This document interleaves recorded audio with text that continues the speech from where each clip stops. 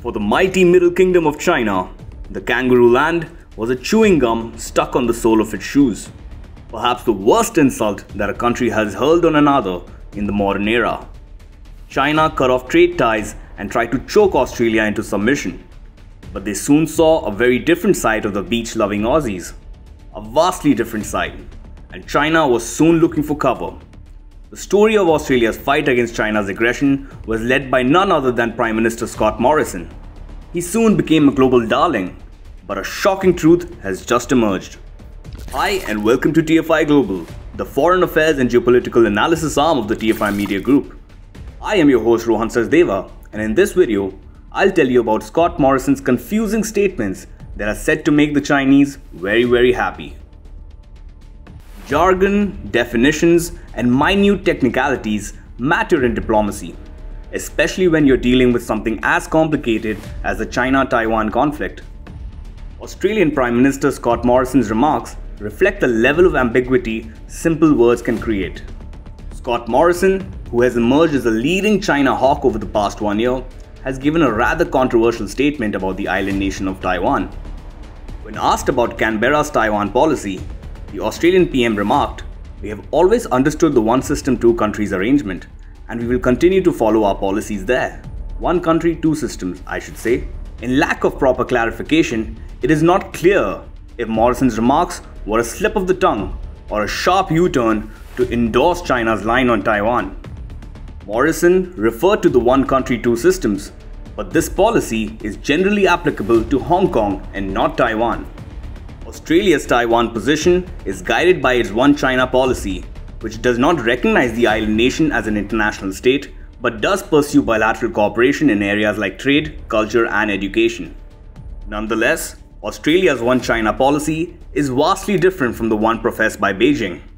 China has been time and again raking up the one country, two systems policy for unification with Taiwan. However, both sides of Taiwanese politics have rejected the proposal and have also expressed concern about how the communist nation is trying to turn the island nation into another Hong Kong. Morrison's remarks have had a major diplomatic fallout. They seem to suggest that Australia supports China's stance on Taiwan. Morrison has also faced criticism within Australia for his Taiwan remarks. Labour Party's Foreign Affairs spokeswoman Penny Wong told Guardian Australia, "There are few more sensitive issues for our security than Taiwan, and Mr. Morrison's lack of focus on detail is enough to keep you up at night." The Morrison government now finds itself in a tight spot after Prime Minister's remarks.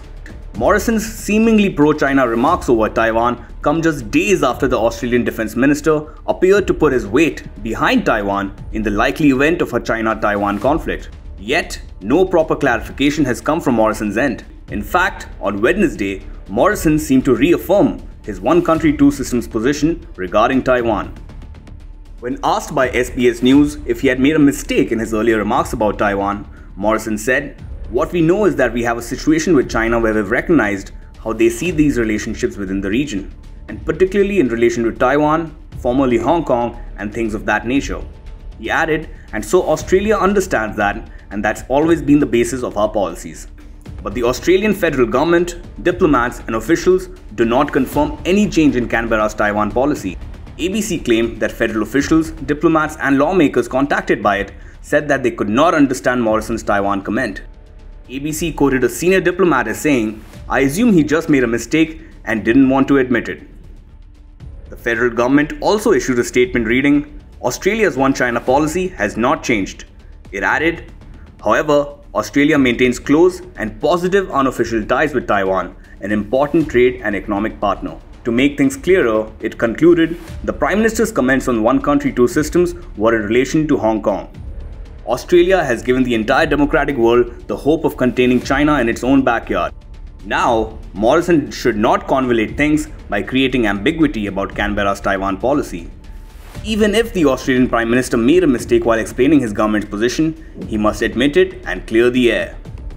Either the Morrison government has succumbed to rising Chinese pressure against Australia, or the Prime Minister's remarks were merely an embarrassing gaffe. However, the Australian PM won't be able to restore his credibility on the critical issue unless he clarifies what he was actually trying to say. Until then, Australia's allies will have to stay in ambiguity about what the Morrison government actually thinks of Taiwan.